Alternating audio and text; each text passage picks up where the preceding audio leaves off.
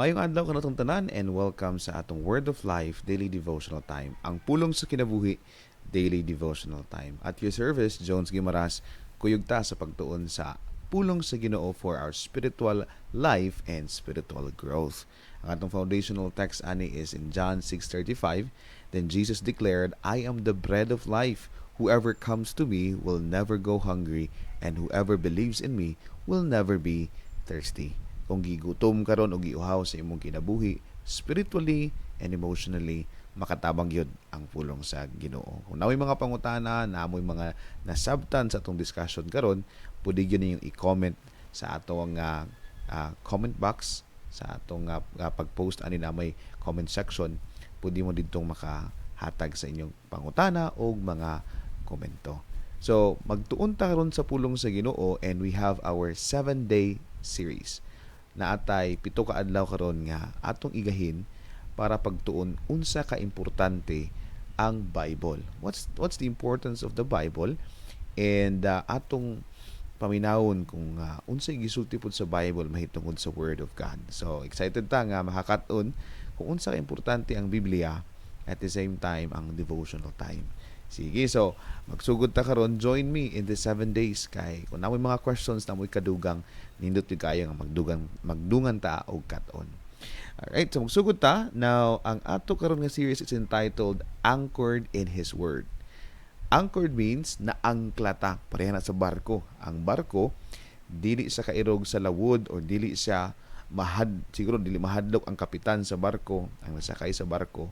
Bisag unsa siguro kakusog pa ang hangin o balod, kung nakaangkla ang barko, di gina siya madala sa ikusgon sa hangin o sa balod. Mausab na atong kinabuhi, kung nakaangkla ta sa pulong sa Ginoo, we are not gonna be taken by the waves and the winds of life. Daghang mga pagsulay ang kinabuhi mo sa kinahanglang makaangkla ta diha sa pulong sa Ginoo. So, a 7-day devotional on the importance of the Bible. So, di siguro na ito matakol tanan kay balimang daghana man kung kaing rason nganong importante ang Bible. So, ato lang magkuha lang tag mga gagmay nga mga points so that diha gikan ang atong mga pagatun-an nga mga points or mga pagpadayag sa Ginoo. Sige. So, mag-start ta in day 1. So, karon may itong day 1. The foundation of truth. Ang pundasyon sa kamatuoran. Ang atong Biblia, nga naa na to karon, the Bible that we have as Christians, mo kani ang pundasyon sa atong kinabuhi. Foundation of truth. Ang kamatuoran sa taguan mo gud siya mo nang sud kaysa na yung mabalaan kung si tinuod sa kinabuhi. But the Bible gives us the truth. Kay siya man or ang Bible man ang kahayag sa atong kinabuhi. So, Psalm 119 verse 105 mo atong foundational verse this morning. Atong basahon ang pulong sa Dios diha sa Psalm 119 verse 105. Ang akong translation ng gigamit is ang pulong sa Dios. Nagaingon diha, ang imong pulong sama sa suga nga nagahatag og kahayag sa akong agianan. This is written by David. Si David, ang background niya sa iyahang pagka-writer, dili lang siya manunulat, dili lang siya sulat og mga awit, usa-usab siya kahari. Sa Bible daghang mga tao nga gasulat sa Biblia nga lain-lain sila og background. Naiuban mangingisda, naiuban negosyante, naiuban doktor, naiuban simpleng mga tao. So si David as a king, nakita niya kung sa ka-importante gyud ang pulong sa Ginoo. And iyang sumbingay kani sama sa suga. Ingon sa diri, ang imong pulong sama sa suga nga nagahatag og kahayag sa akong agianan. Ang word sa Ginoo sama gyud sa suga nga mag-iwag sa atong kinabuhi kung naatas kangit-ngit. Naman siguro sa ngit-ngit imong kinabuhi ron, ibaluy kani nga ang Dios maghatag kanimong giya. Tud pa nila ang kahayag mudan ang diha sa pinakangit-ngit nga bahin usahay sa kinabuhi. The light of God shines brightest in our darkest moments. Inana sa kinabuhi nga ang kahayag sa Dios mugawas kung naata sa mga panahon nga mangit-ngit ang atong kinabuhi. So based ani atong katunan karon kung unsa man ang mga pagpadayag sa Ginoo aning usa ka verse lang. But before we read on the points or the revelation sa Ginoo sa itong pagpamalandong, ato sang hibaluan, what is the Bible? Now, based sa Britannica.com, the Bible is the sacred scriptures of Judaism and Christianity. The Bible consists of the Old Testament and the New Testament, written with the Roman Catholic Eastern with the Roman Catholic and Eastern Orthodox versions of the Old Testament being slightly larger because of the acceptance of certain books or part of books. Now, di na nato tason pa kaayo, but ato lang go into summary nga ang Bible is the sacred scripture sa Christianity o Judaism. Ang Bible is gigamit siya nga basihan sa pulong sa Ginoo sa relihiyon nga Judaism and Christianity, no? But for us as Christians, we don't just focus on sa relihiyon kundi sa relasyon gyud sa Ginoo nga natin nakatunan nga dili lang kung unsay gisulti sa relihiyon, unsay gisulti sa institusyon sa relihiyon, kundi atog yung personal nga connection sa Ginoo, which is very important kay Christ did not just died for a certain sect, o wala namatay ang Ginoo sa usa ka sekta lang, kundi ang Ginoo namatay alang sa tanan. Gusto niya kitang tanan makonect balik diha kaniya.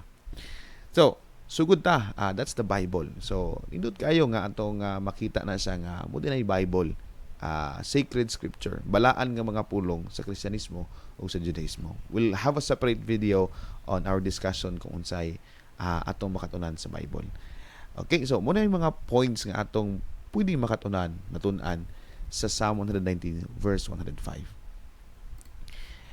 So, ingon diri sa atong pagpamalandong, I give a certain natay outline diha nga mga punto nga pwede na itong pamalandungan sa atong kinabuhi. So, sa day 1 nato is the foundation of truth, ang pundasyon sa kamatuoran sa atong kinabuhi. So, number 1, kung naay pulong sa Dios ang atong kinabuhi, natay guidance. Ang the Bible serves as our guide, providing directions for our life. Sometimes sa kinabuhi, mawala ta sa kung asa ta padulong. Murag ang atong direksyon walay siguro og kaabot to ba ta sa unahan, kaabot to ba sunod tuig, kaabot to ba sunod bulan. And sa atong profession usahay murag walay direction, walay klarong padulngan, relationship as well, pamilya. But kung mubalik lang gyud ta sa pagpamalandong sa pulong sa Ginoo, God will give us direction. Mayang saad diri that the Bible, the Word of God, provides direction, no? Guidance sa atong kinabuhi. Saktong direksyon. Kung manay tuyo nga nung giyahan nimo ang usa ka tawo because you want that person to be pointed to the right directions. Direksyon nga makahatag kaayuhan sa kinabuhi. So dunay duha klase direksyon padulong sa kadautan ug direksyon padulong sa kaayuhan. And the Bible is suggesting nga aditas kaayuhan. Padulong ta sa kaayuhan. Sige, so nalibog karon sa imong kinabuhi, know this nga ang Ginoo nag-ampo ta nga giyahan ka sa Ginoo sa imong mga desisyon. Ayaw pasagad og decide labi na og dili pa ka siguro kaayo sa outcome. Pero kung ang imong desisyon makahatag og kaayuhan siguro sa imong isig ka tawo, di na siguro laton pa natong outcome. That's faith na pod, no? Pagtuunang bisag wa pa nimo nakita kayo ang outcome, but you know nga ang Ginoo mahimuot ani imong gibuhat. Do it for the glory of God. So, una is guidance. Ikaduha is clarity. Ito say makita nato ang katin-awan sa mga butang sa atong kinabuhi. Naay mga times nga blurry gud ang atong mga panghunahuna, atong pagbati. When I say blurry, dili klaro. Ang kanibitang cellphone kung dili siya katong high-end pagka cellphone niya nasa camera niya, pag picture nimo niya, lubog siya ba. So, wala kay nakuha nimo kung unsay gibuot pasabot or kung ganahan nimong picturan, wala mo kay nakuha ang exact image. The same with the Bible. God's word brings clarity and insight, helping us discern right from wrong. So, kanisa ang Bible is given to us to decide asay sakto ug usay dili. Now, tinuoray ang Dios gugma, and by His love sa iyang paghigugma nato, gusto niyang tudluan ta sa kung unsa may sakto, dili lang ang sayop. Kay naturally natin nabalaan usahay nga murag sakto para nato, pero dili daay sakto sa Ginoo. That is why importante nga as we reflect on the Word of God, maklaro ginato nga this is really wrong. Murag padulong ginis di mao kani akong giagian karon. And kaning diring dapita para sa Ginoo, mo sakto. Diri ko padulong, diri ko dapita. So, mo gusto sa Dios nga maklaro na siya sa atong kinabuhi. When we know the right from wrong, we can make better decisions in life. No, nga iklaro sa Ginoo nga these are the works of the flesh, buhat ni sa imuhang kinasuluran, imuhang kaugalingong tawhanong panghuna-huna, dili ni buhat sa Ginoo. So, ingon ana. Now, sometimes bisan man sa atong kinabuhi gud maglisod man ganita og identify asa man toy sayop, asa may sakto. Kanang pagpamalikas, okay ra man na suban. Wala may kaso ng pagpamalikas, bungat kag mga di maayong mga pulong. But when you read the Word of God, you can find it there nga, uy, naman yung pulong sa Ginoo nga dili nimo inyong kuanggol buang imong isig ka tao kay sama lang nga ikaw mahukman pud usab. Now, inana sa Bible, it helps us identify the right from wrong. Hopefully sa imong kinabuhi karon makita nimo kung sa sakto og sayop sa pulong sa Ginoo. Dili sa pulong sa atong kinabuhi so that the Word of God can help us. Okay? So, para tabangan ta. Dili para mabal-an nato ang sayop. Unya, magpakasad-on ta sa liquid. No, when you know you're wrong, that's the time nga nindot kaayo nga malandong tao nga itagpasaylo sa Ginoo. Next, stability. We find a firm foundation on which to build our lives. Duta sa, gusto sa Dios nga mahimutang stable. When we say stable, kanang dili mairog-irog, dili mabalhin-balhin. When we say stable sa di sa kaog, kung sa sakyanan pa, dili sa batsik ang paminawon. When we say stable, bisan pa man og taghang pagsulay, you know nga dili gyud siya mapukan, mapildi og mabalhin. And that's stability. Gusto sa Dios nga ang iyang pulong mahimong foundation sa atong kinabuhi, we become stable in our lives, stable in our decisions. Sometimes usub-usub ra man atong hunahuna, usub-usub ang atong mga pagtuo, usub-usub ang atong pagbati. But thank God because in His Word there is stability. Salamat sa Ginoo nga mahimong stable ang atong kinabuhi. And we're praying nga kung unsa may instability sa atong income, unstable, relationship, unstable, atong mga higala, unstable, ang panahon, unstable, no? Kaugmaon na to, unstable. But salamat, there is a never-changing God for an always-changing world. Muna ni kanindot sa, ang Diyos, wala usab, ang iyang pulong di mausab. Mausab man ang tanan, di mausab. Ang pulong o ang Diyos sa atong kinabuhi is the same yesterday, today, and forever. And, maratong tulo, guidance, if you need guidance, clarity ug stability. Stability pagka ligdong, pagka ligon gyud sa atong kinabuhi nga mahimutang stable. Diya na to i-build atong life kaning foundation nga stable. Kay kung magtukod kas balay nimo, itukod nimo atong dili stable, matumbara unya na abot sa mga panahon sa mga pagsulay. So what can we conclude from this particular verse? O sa may itong conclusion ani mga igsoon? As we immerse ourselves in the Word of God, we find guidance, clarity, and stability for our journey of faith. So, kitang tanan, parihatan ka journey sa itong pagtuo. And kaning gitawag dirig immerse is kaning tuslob nato, sa kuan pa, baso nato ang atong kinabuhi. Liguo nato ang atong kinabuhi sa pulong sa Ginoo. And soak in the presence of God. Mabilin ta diya sa Ginoo, magtuon ta diya sa Ginoo, para ang atong kinabuhi. Ingon pa diya diri, makabaton ta og guidance, clarity, and stability.